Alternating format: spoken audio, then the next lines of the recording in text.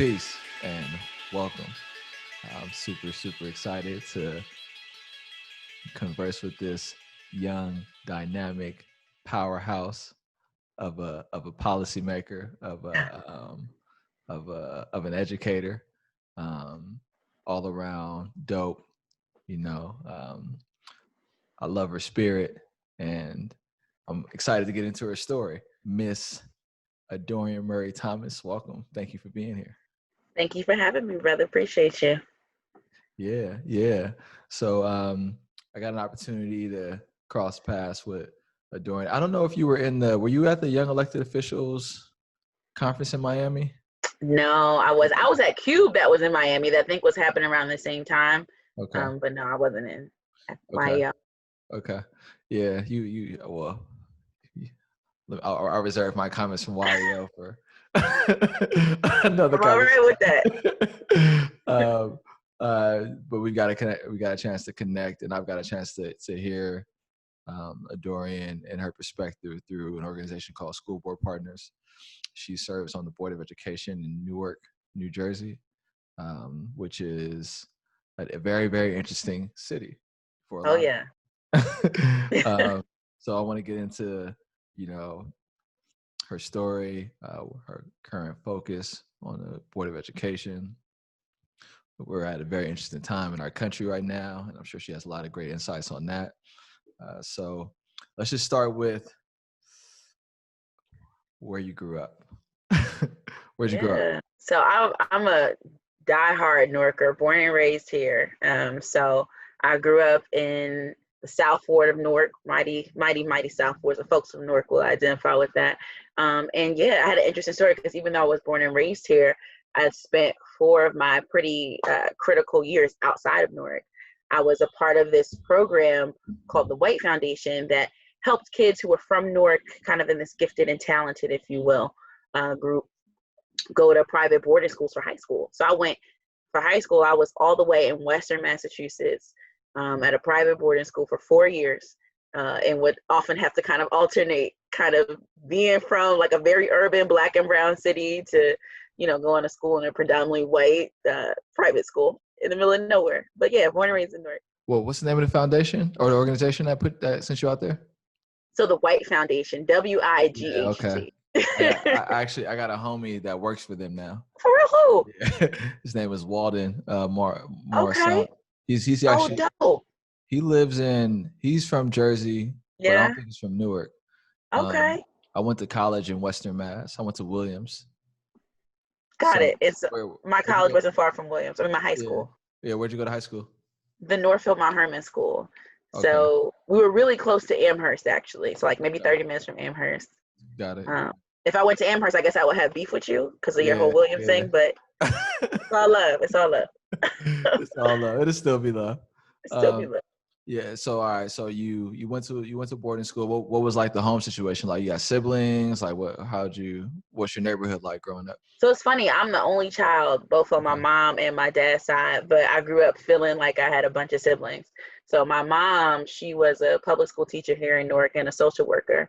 So I have vivid memories of like days after school, going from school to like, swim practice to the back of my mom's classroom, right, for her PTA meetings, or going to her schools on Saturdays, or like literally just seeing her engage with like young people, right? So like literally she would teach from, around 8 to 3.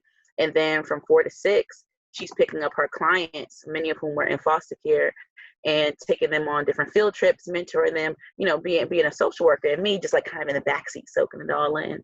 And so really kind of from an early age, before I was even aware of it, I was really kind of being groomed to know just how important it was to make sure that young people had a space to call their own, had somebody to believe in them, just by virtue of like being in my mom's backseat and in the back of her classroom. So yeah, I kind of just grew up with a lot of love, a lot of support, a lot of nurturing, and honestly, a lot of just what you would call a village. Not only in seeing my mom be a village for people, but like having a village myself. When I was 7, my father, who actually immigrated here from Guyana, literally was gunned down on his way to go pay my school tuition. And so when that happened, as much as like everything changed, some things didn't change at all. And one of those things that didn't change was this feeling that like I still had a place to call my own. I still had somebody who believed in me and loved me. And that was my mom, and those are my teachers in my school. And so it's interesting how like in the midst of all of that craziness, there were these stabilizers that, you know, allowed me to really stay in a path that really kind of brought me to where I am today, right? Somebody who is not a stranger to trauma, but also knows what happens when you give young people those supports to be able to self-actualize in the midst of everything going on. Yeah, that's heavy. I didn't know about that. Yeah, yeah. That must have been like, man. So what happened essentially? Like, was it? Go ahead. Yeah, so it was essentially, at least from, you know, what I know, it was just like a robbery, right? So he, like many Caribbean immigrants, he had like 5 jobs. But at one point, you know, he worked his way up to literally be able to own his own store. And so he owned a store like literally about 2 or so blocks from my house. And yeah, he was like, at the time I went to a small all black private school in Newark. And so like I always tell people, like I grew up in school, like in elementary, not even saying the American the American kind of flag salute. Pledge Like of I would Allegiance. the Pledge of Allegiance. See, look, I'm like, I don't remember what it is sometimes. The school board, being a board member now, I know what it is. But before then I didn't know. And like seriously, because we would literally sing, lift every voice and sing every morning at that school. So at any rate, I went to different elementary. And you know, my mom said that he was literally like leaving his store on his way to go pay my tuition for that school and was gunned down literally right there. Funny enough, I had never been to the exact spot where he was killed my whole life until last year.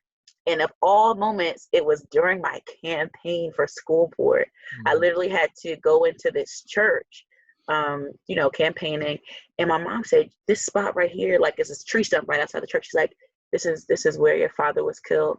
And so it's interesting how like my story into the work of education, into the work of youth development, a lot of it started from like that tree stump, right? Like it was from me kind of going through all of these things, but still being able to thrive and graduate high school and graduate college, and right, like because I had these support systems in place, because I had a place where I knew that even though things were chaotic and messy, if I used my voice as a young person, I could make a difference. Because I had that knowledge instilled in me from a young age, it really kind of shifted my trajectory.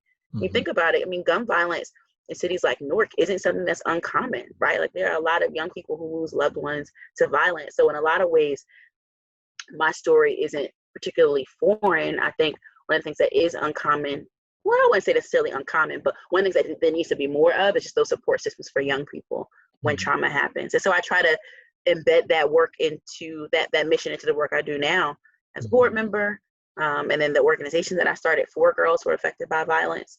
But yeah, we have to kind of move from that space of like, this is personal, right? Like the work has to be personal. Yeah, I mean, you touched on so many things I want to dig into. I want to get into your campaign. I want to get into your organization. I want to get into your college experience.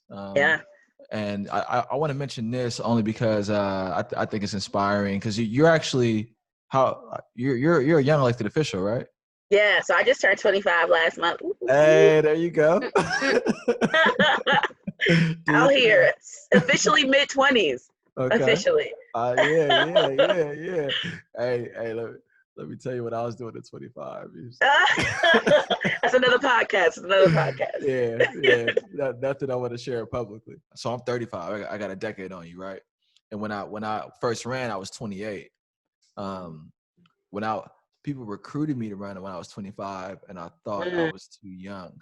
And you won before 25, right? Like, how long you been on the board now? I won. I was 23. Okay. Yeah, I was like 2 months away from, about a month and a half away from turning 24. Yeah. Congratulations. Yeah, thank you, brother. I appreciate that. So you know, I actually had a mentor of mine, a woman named Kim Cherie, that convinced me that I had the qualifications to run, because I felt very like inadequate and unsure about running at a young age. And so it'd be great to kind of get into like what led you to make that decision, what was going on in your life, and all of that. We should get into that. Did you win on your first race? Was this your first time running? Yeah, it was my first race, and I Okay. won. I was the highest vote getter in the election too. Is it Yeah. district seats or citywide? So it's all citywide. So it's all at-large positions here in Newark. Yeah. And so yeah, there were three positions open when I was running, and they're all at large. Yeah. Okay. So before we do that though, where'd you go to college? So I went to Swarthmore College, so another Oh, small okay. liberal arts cousin, outside of Philly. We try to claim outside of Philly, but we really weren't Philly. Yeah. It's the But suburbs. but you're way too cool to have gone to Swarthmore. All the Thank Swarthmore you. kids. So, That means a lot to me. No, I love my Swatties. Swarthmore is like one of the oddest but most beautiful yeah. places ever. And I had an amazing experience and like really unique, right? Like I was the co-president of the Swarthmore African American Student Society while also being on varsity lacrosse, while also being in like the Swarthmore Christian Society. So I like was in so many different niches at the school, which is like the quintessential liberal arts experience. Like, let me do a little bit of everything and like take this all in. But no, yeah, thanks. SWAT was dope. It was fun. Lacrosse, that ain't nothing to play around with. That's rough. That's a rough It's sport. not. Yeah. No, I'm telling you. So in Newark, like no one plays lacrosse. But I told you I went to the boarding school for high school, and I come there, and all my good friends are playing lacrosse. I'm like, well, let me try this out. I tried it out, loved it, and I walked on to the lacrosse team in SWAT. And, are you in grad school now too, or no? No, I'm not in grad school right now, but probably will be within the next couple of years. I'm just kind of thinking about what pathway I want to go. Yeah. For some reason, I thought you, like when I was in college, there were the students I went to college with, and I was like, oh, they getting a PhD. They did PhD. I was like that, and that's what you are. It's like, oh, she get a PhD, the PhD. Wait. I'm crying because I'm literally in a group chat with like 3 of my friends the other day. We're all talking about, all right, y'all, next year we're applying for our PhD programs. Like we're like trying to decide what programs we want to do. So I need you to get out my whole head because I am interested in like kind of doing the research, but also doing the practice about what makes this work. So that it's funny you peeped that. I think it's great too. I think like those academic pursuits exist for people that are really passionate about like getting into the research. A lot of people come into the working world thinking about another degree as leverage, Right. But I always see the PhD, the people who I picked that up from, Sure. like, that's like, oh, you need to be doing that. That's something that like, and, you're doing it for the right reasons, Yeah. So I actually didn't know. I thought you were already in the program, but it doesn't surprise me that that's something that you're also going to take on. That's dope. Thank you, brother. I'm gonna claim that. Give me that energy so I can get into these programs when I do apply. That's right. It's all yours. It's all yours. They'd be lucky to have you. Swarthmore grad, school board member, all around rock star. So you're gonna write my applications, right? You gonna write the applications? You gonna help write the applications? Because you don't want me writing for you. Trust me. I'm saying because I gotta start taking notes. You out here outlining the points for me. My bad. Go ahead. The school you went to too. I had another guest on the podcast from Philly, and he he's a vice president at a charter school. We talked a lot about the Afro-Centric curriculum that they have, and you mentioned your private school. We have one similar to here in Oakland that I don't know a ton about, but one of the things on the school board that I really want to push before I go is trying to implement, a more Afro-centric focus on how we talk about history and all the things that influence Western society, because a lot of it came from the continent. I mentioned the school that you went to and a little more about what that was like. So I went to the Chad School, which was named, I believe, actually after the country, Chad of Africa. And it's pretty fascinating. I didn't know this at the time, but the school was really one of its first of its kind in the state of New Jersey. So we called all of our teachers Brother Lawrence or Brother this or Sister Paula. Like those are actually some of the names of my teachers. Like we never called them Mr. or Mr., right? Or Mrs. We started a day with Lift Every Voice and Sing and the African Pledge, which I used to know by heart years ago. I don't anymore. The African Pledge. I do know Lift Every Voice and Sing now. We had I remember I just have a bunch of school pictures and like kente cloth outfits from like socials and dances, kind of celebrating the beautiful kind of layers of the African continent. And again, that was embedded in the culture and curriculum as well, right? So we learned about African American history and the diaspora, and like, again, from K through 8, which is insane. So the foundation right now, so unfortunately the school ended up closing kind of right around when I left, which was in 04. But right now there's still a foundation that does some really incredible work in terms of scholarships for students. I think they're working on a charter right now to start a school in the fall, but it really was kind of unique in terms of like what they were doing. Fun fact, Michael B. Jordan, who was born and raised in Newark, he also went to the Chad School, and his brother did too. And I think he's actually doing some really dope work with the foundation as well. But to your point about like, what does that look like today, right? I think that obviously there's a lot of great work happening across the country. In New Jersey, what's really interesting, we've had a law on the book since 2002 called the Amistad Act. And what the Amistad Act does is actually mandate that every school district in the state of New Jersey teach African American history and the history of the African diaspora. Funny enough, again, I didn't know this as a kid at the Chad School, but the person who founded the Chad School, Mr. Payne, who used to be a state senator, also wrote that legislation in 2002 of the Amistad Act. And so right now, as a board member, one of the work that I've been really passionate about, and I'm working with other board members and district staff on, is really making sure that this piece of legislation that's been on the books for almost 20 years is actually being implemented. Currently across the district, there is implementation, but in terms of what that looks like comprehensively district-wide, we've got a lot of work to do.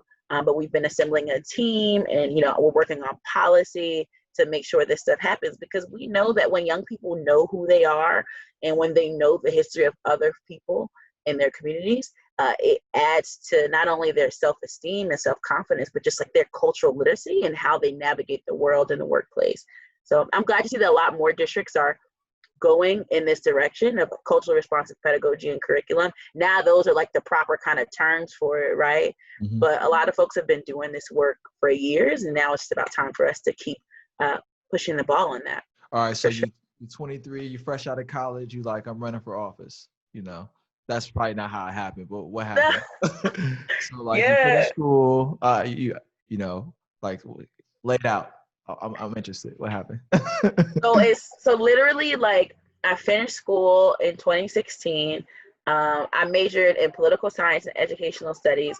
I would be like that one person who actually ends up doing work almost exactly aligned with their major, right? And while I was in college, I started my organization, She Wins, which is a mentorship and leadership organization for young women, founded for girls affected by violence, but today has reached over 500 girls, really from a range of stories, all connected to sisterhood, self-actualization, and service, right? Really creating this space for young women that's critical, but that's also healing.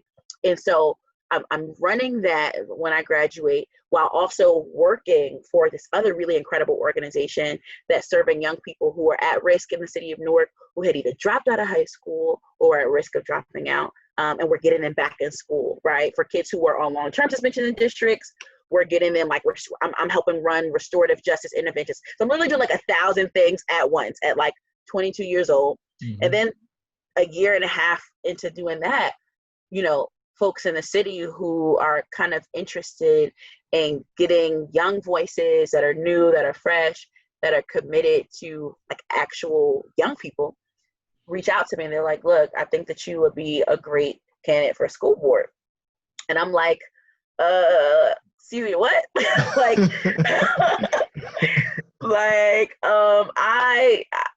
I do what I do in my lane for my kids, for my young people, and that's that, right? Like, and I'm sure same with you, like, I never necessarily saw myself in politics, because like politics per se wasn't the goal, right? The goal was the work. What was interesting though, in the more conversations that I had, and the mayor in particular, our incredible mayor here in the city, Mayor Baraka, he really helped me see that politics can be the means for which you do the work, right? So it's about a means to an end, right? So the end doesn't necessarily have to be, I want to be in elected office. But if the end is impact, one means to making that impact on your city, on your community, is through the school board. And I thought about all the kids I knew growing up who were just as smart as me, just as talented as me, but didn't graduate high school or didn't go to college. Not because they didn't have the gifts, but just because they didn't have the opportunities. And I said, you know what, this is something that I could do and that I have to do. And so I did. And I ran, and I was lucky enough to be supported by some really incredible people here in the city. I also had some naysayers too, people who said, this girl is too young. I literally remember somebody said this was like on Facebook. She was like, how's she going to be on the school board advocating for kids, and then she don't even got no kids? I'm like, well, hold on now. Am I supposed to, is that a prerequisite? And so, although, you have those kind of naysayers sometimes, but overall, it was a really incredible amount of support that I got from people. Man, my young people on my campaign with me. Listen, my executive assistant during my campaign was my 16-year-old mentee, right? Going with me, knocking on doors, stopping at bus stops, knocking in churches, going into churches, talking to folks. So it was a really beautiful experience that kind of was full circle in a lot of ways for me. So Ross Baraka, I want to come back to him because yes, I met his father. He came up to Amiri Baraka came up to Williams, and it was like, it was an amazing experience for me. For sure. And the last poet laureate of New Jersey. That's right. That's right. Okay, you know your stuff. That's right. Okay, we find out. The Baraka family. Yeah. I mean, the odd thing is that I got introduced to them through the opposition they came to Cory Booker, because like being a young person in politics, and I was like, oh, why would you hate on Booker? Right. And then I heard their perspective, and I was like, oh, and in Baraka's, Amiri's Baraka's history, but the mechanics of the race, right? Yeah. Because we all love underdog newcomer, like winning, getting a W from hometown hero, like right. love that story. But then there's all of the actual, political work, right? Right. What did you have, like fundraising goals? Did you have to do that? Yeah. So I absolutely had to fundraise. I reached out to everybody, right? Like folks from elementary, middle, aunties, uncles, college network, high school network. And I was lucky to really get that support.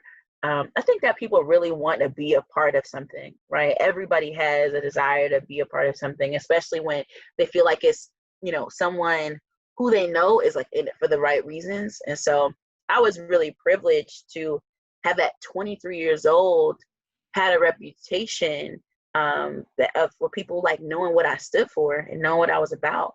I started She Wins when I was 19 with like very little money or funding from the program. And like we literally started in the back of a, small recreation center in the middle of North. Shout out to OB, Ovalaj Baraka. Actually, it was funny enough, like, so he's the older brother of Mayor Baraka. I had no idea of like the politics at that time, but like if it wasn't for him being like, okay, this girl has this plan and this group, I'm gonna get her a space, She Wins wouldn't even exist today, right? Because there's Newark is like the largest city in the state of New Jersey, but it's a city where people really look out for each other and people believe in young people. So I was lucky to have that support both at a young age and throughout my campaign. And so, I was knocking on doors, fundraising, doing the whole nine. And again, I was also lucky to have that support. A lot of people come back to their cities after graduating high school or graduating college and want to give back and then don't have the space to do it, right? In this country, we talk a good game about, we care about young people. We want young people to have a seat at the table, but then we shut them out of all the doors and spaces for to actually gain power. I was lucky enough to not be in that position, right? The Mayor Baraka, he ran like 5, 6, 8 times for council and stuff in the past, and they didn't let him in. They're like, this young boy is too radical. We don't want him in this seat. And so again, there's like this really beautiful kind of enclave or kind of cohort of young people in the city of Newark, like myself, who want to give back, who are knocking on doors to get a seat at the table, and who have a political infrastructure that's responsive and open enough to say, I believe in passing the torch to the next generation. Let me help this young person do the work that they're passionate about. And so, yeah, I ran, and I made history as the youngest woman ever elected to the school board. But I didn't do it alone, right? I had an incredible group of young people who were working for me and volunteering in my campaign after school, literally coming to the campaign headquarters in their school uniforms. I had aunties and uncles of my family and who weren't in my family, dialing phone numbers and canvassing and knocking on doors for me. So it was a beautiful kind of experience of being supported by the village, both the village that is within the political infrastructure, right, which always has its complications and nuances, but also just the everyday folk, the mothers, daughters, sisters, brothers who just wanted to support this daughter of their city. I feel your conviction, and I sense the deep support around your decision. And I appreciate that. One of the obstacles, it's like one of the mindset obstacles, I think, for people breaking into politics is having to ask people for things, it being public facing, and the amount of rejection that comes in the political process. That's right. So like I lost my first race, and I was like, I think throughout that process running, I went back and forth between like, I'm definitely gonna win, I'm definitely gonna lose. Like, I don't feel like doing it today. I don't feel like calling this person right now. Yeah. And so, there are people that are thinking about running for office, and they're thinking about doing it like at the age that you started doing it. Yeah. Like, what would be the most important thing? What would be a piece of advice you would share with them? Can I flip that on you real quick, and then I want to answer it? Because I'm curious, like, how did you bounce back? And I'm going to answer it, but like in a nutshell, like, how did you bounce back from that? Because that's real. Well, yeah, I actually just ended a campaign, which is another type of, I would say, a failure. Losing is surreal. Yeah. I was just like, damn, did I really just lose the campaign? Yeah. And so you're there with people, and I was just kind of there. Like, I wish I had more insight or better words to say, even to the people that had kind of been on the journey with me. But the impression that we made was it turned a lot of heads because I was like all over the place, and I was completely obsessed with the race, right? And I ended up losing by less than 1% of the vote. And in my second time around, I had started running an organization, and we had employees, and it was expensive and payroll. I ran a nonprofit, and so my second race, I had made all the political connections, but my energy wasn't the same because I had this organization, right? And so the second race was very different, and so that's sort of like the bounce back was kind of like, I think at the end of 2014 when I first ran and lost, I thought I wasn't sure if I'd be back, and then over the course of, then I got the new position, and over the course of like sort of the end of 2015, I started to get a new energy around addressing all these systemic issues that, was the reason I started to run in the first place. Yeah. And I definitely felt like there was some undone work to do. So all of that propelled me, but it wasn't like I didn't lose and immediately think I'm running again. It took like 6 or 7 months before I was back into a place where I wanted to do it again. That resonates with me because I even think from, being in the position now. So having been here for a year, right, in elected office as school board member, and I wonder if you've had a similar experience. I think about all the great work that has gone into this past year, the conversations that I've had, the young people I've engaged with, the policies I've pushed for, the programs I've pushed for. And then I think about how big and deep and messy the issues really are. And in the grand scheme of things, how insignificant, this 1 year could have been compared to how big and nuanced the issues are. And so, I've been spending a lot of time just kind of like reflecting on this past year. And while I do feel like it was a success, I also question the ways in which it could be better, right? And not necessarily comparing it to like a failure, but I think if we're going to use that analogy, like I think that if we're really honest with ourselves and we're introspective, there's always a way in which it's like, yeah, like I could have done more, right? And I'm thinking about my year, right? And obviously when you ran for your campaign, you did everything you could, right? But when I look in this past year, I think like there's more I could have done. There's more we could have done as a board. There's still more we have to do.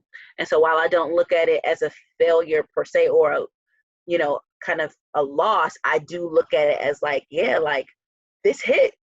Like I'm not just like patting myself on the back for the fact that I got elected. Like I'm keeping it 100 with myself about like we have more work to do. So I feel that energy of like, yes, this was tough, but I'm charged up to come back. And even if it takes, some pushing and some time, like we got to come back and we got to get this right. And the pandemic is like a really interesting way too, because I feel like it had us all just have to sit down and sit with ourselves and be like, yeah, like what more can we do? How can we, in what ways have we been complicit even in our good intentions, right? And even in working our best, is there a way that we missed the mark, and how can we come back stronger from that? So yeah, this idea of like just kind of looking back to better position us for what's to come forward resonates with me. So I appreciate you sharing that. I know it's your podcast, not mine, but we started this before we started the podcast. You was asking me all the questions, and I was like, I know. This is your interview, man. But maybe you should do a podcast. You should definitely do a podcast. Maybe I gotta hit you up on that. I think about my time on the board too, and I definitely have developed some opinions about the process. I think that the people that, I do think it takes time, which is just like a cold, unfortunate part, given the urgency of and the scale of the issues that you're talking about. And it really does take a deep focus on understanding the system, which is one of the things that I think is good about school board partners, it giving people the space and kind of elevating the need to do that. And I think my biggest objection with the system is that its first priority is to protect itself at the expense of the kids that it serves. And so one of the things about the podcast that I appreciate, I always think about like, what really inspired me the most, like it was like people's stories, people's stories on more relationship with a person. A policy never inspired me. What contribution can I make to put stuff in the universe that can help uplift people? It's like elevating people like you, right? People thinking about, well, what is my purpose? Like well, I live in a city that has issues, and am I qualified? Well, I'm from the community, like, so hearing you take on this work, what it meant for you to do it, when you started to do it. I mean, you started to do it even before you got elected, right? Like being a presence, being a resource, and then now transitioning into this place where you have to govern, going through the political process, which is not easy. And then now you have to govern, which is like not easy, and it takes time. And so, I think like elevating people like you is, I mean, I should do it. A lot of people should be doing it. Like, we all should know your story and That's right. So now you are on the board. It's your second year. Yeah. And I wanted to get into all right. So and you're doing it in Newark, which in a state called Jersey, which like has such a history of like vicious politics, corruption, like Jersey all of that is like crazy, right? All San of that Francisco has this stuff too. I'm not like, and politics comes with that. What is the climate right now in the city around, the relationship with the mayor, the Mm. relationship with the council, the city council, and how the board of education mixes with all of that? Ooh, that's good, man. I mean, I think it depends. Listen, it depends on who you ask, right? Uh, So if you ask the people who are of the systems, right, all is well. Sure, there are factions and there's disagreement, but if you ask the people who are in positions of power, I think that folks would say that there is a pretty good kind of like symbiosis in terms of how everyone is engaging. But I think that, if you ask these young brothers and sisters out here who can't get a job even before the pandemic, right, or who graduated from our schools and had to take remedial classes at college, I think they'll say that all is not well and that there is a lot of work to do. On the political kind of space, I think that, there we have really kind of incredible anchoring leadership in Mayor Baraka, a brother who started in this work as an organizer, a teacher, a principal, way before he even entered politics. And he brings that energy of genuine care and commitment to the young people and the people of the city into City Hall, right? And just by the nature of having someone like that in the mayoral office, you kind of elevate the conversation. So you naturally elevate the conversation that the city council is having, or the conversation that folks in your midst are having when you come into the space, for the sake of being there for the real work.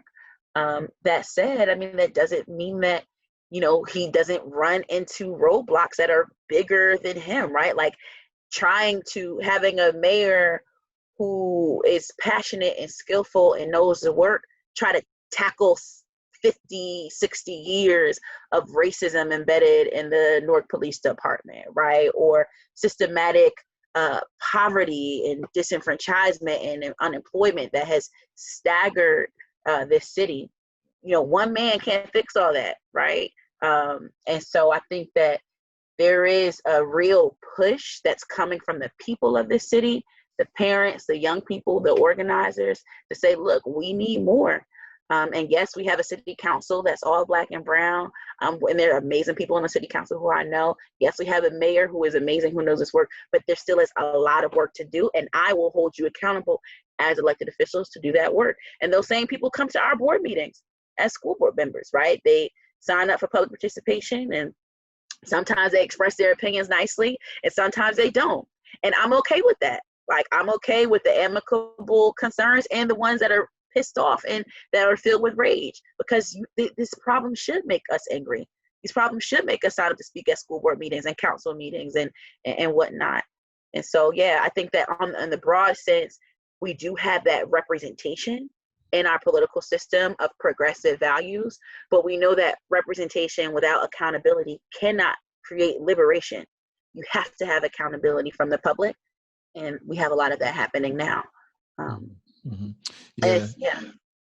Oh, go ahead. Do you have more? No. I was just gonna say, and you probably can attest to this, it's just interesting being on the other side, right?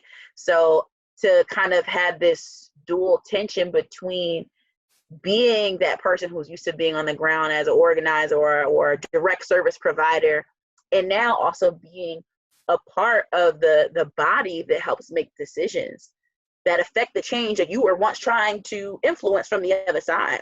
And so it's a really kind of interesting duality to sit in.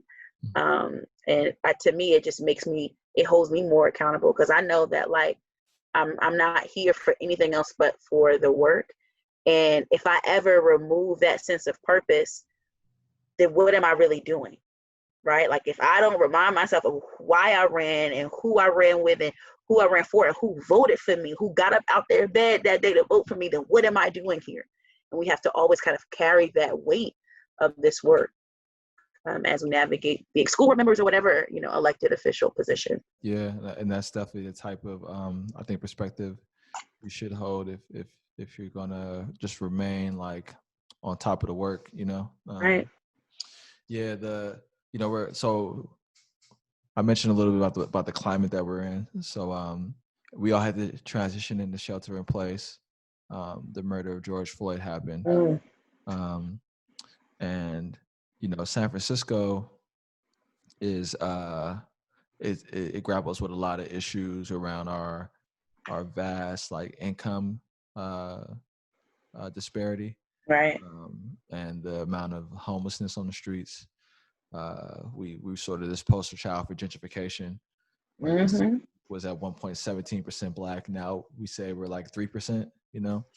Um, Newark, as you mentioned, it has all leadership of color. And so the context, right? Like Yeah. I was hoping you could paint a brief picture of like what this transition has been like and how the city is responding to the murder of George Floyd. Yeah. So just a few weeks ago, we had a protest organized by a group of organizers here in the city who've been organized for a long time in solidarity with George Floyd, Ahmaud Arbery, Breonna Taylor. I mean, we know the list goes on. We had the largest protest in the state of New Jersey. Around over 12,000 folks came out. And what was interesting is that there were like two protests that happened, right? So there was a protest that happened during the day, over 12,000 people, folks from all over the state, a lot of people from Newark, a lot of people weren't. And then at the end of the night, there was somehow like kind of word got around about this precinct that wasn't too far from where the peaceful protest that happened earlier. So folks, and I was at both. I was at the peaceful rally, and then I was at the other thing. And so the one that happened around the precinct was like kind of like a different energy. Folks were busting out the wheels of the police cars, and there were rumors about folks trying to set fire to the precinct. And so whereas earlier in the rally, the Newark Police Department came out with no kind of riot gear, just kind of regular kind of protest. At the precinct, though, they came out in riot gear. It was an entirely different energy. And why do I bring this up? What's interesting is that I was talking to some of the young people who were like really riled up outside the precinct. And I was like, all right, so like, what are you frustrated about? And they were telling me other things. I'm like, all right, so what are we trying to do here? Like, we here outside this precinct, y'all shutting this whole block down. Okay, cool. What are we trying to do? What are our demands? I didn't hear anything. And I said, okay. And I said, do you know where we are? And they said, no, what? I said, we are at the precinct that 50 years ago, a man was literally beaten halfway to death right outside this precinct. And right after that happened, hundreds of people came together and gathered and organized and demanded that he be taken out the precinct. And then one thing led to another. The police started attacking the protesters. Protesters responded, and one of the largest rebellions of the 60s happened right here on this very block 50 years ago. Did you know that? I said, no, I didn't know that. And so 50 years later, we are where we are now, right? We have a city that overall, our police department is not exactly like it was 50 years ago, but it got a lot of issues. What I'll say is that our mayor, he's been working really hard at holding the city accountable. We had the consent decree that was passed under President Obama a few years ago. So there's a lot of things that the police department is doing to get better, but that is not without the organizing of people from the community holding them accountable. So there's a lot of work that needs to be done, even in Newark Public Schools. Like one of the questions that I'm always asking is, why are we suspending students so much? And what can we do to suspend students less so they have more times in the schools and not outside of the schools on the street, right? And so there are a lot of ways in which the school to prison pipeline is being fueled not only from within the school buildings, but in the ways that our communities are policed, right? The list really goes on. I'll say that the climate overall really is ripe for change. And the rallies that we had a few weeks ago in solidarity, while it made headlines across the country as like, peaceful protest. And while that's important, it hasn't been the pinnacle of the work in Newark. Because this work that we've been doing, it's been happening for a long, long time. I think that we are in a better position, though, to actually actualize some of this change. But it's not going to happen unless we put the voices of the people, the voices of young people at the center. Yeah, last night our board unanimously voted to cut ties with our local police department A few years ago, we passed a resolution focused on alternatives to suspensions. Yeah. The implementation of that has been very suspect, but I'm gonna Right. send you both those resolutions so you can take a look at them. Please do. Please do. So we've reached the end of our scheduled time. Right. How can people get a hold of you if they want to learn more about you? We're millennials, right? So we're on all the platforms. So, Twitter, Instagram. My Instagram is at Adorian for Newark. My Twitter is the same. And then also email. But yeah, I'm always down to have these conversations, and just want to like shout out you real quick, because I know you are doing incredible work in so many different spaces. And I feel really privileged just to share a space with you. And I appreciate you sharing a space for me. You use the words earlier, it's your job to kind of help elevate the voices of like folks like me. But man, like, I'm so glad that like you are being elevated, because you like really care about bringing our community and bringing this work forward. So again, it's an honor to share space with you. And yeah, I guess the other thing I'll say is that we all just have to do our part, right? Like, we all have to elevate each other, and we have to elevate the next generation of young people coming up after us. So yeah, I'm happy to be here and love to keep the conversation going. So if anyone wants to reach out, I'm down to talk, because we all got a lot of work to do. and we do it better when we do it together. Amen. Amen. Hallelujah. Hallelujah. Preach it. Sister Adorian. Okay, Brother Cook. Youngest female elected official in the history of the city of Newark, on the Board of Education. Doing her thing, inspiring all of us. Thank you. Thank you. Peace, peace, and be out.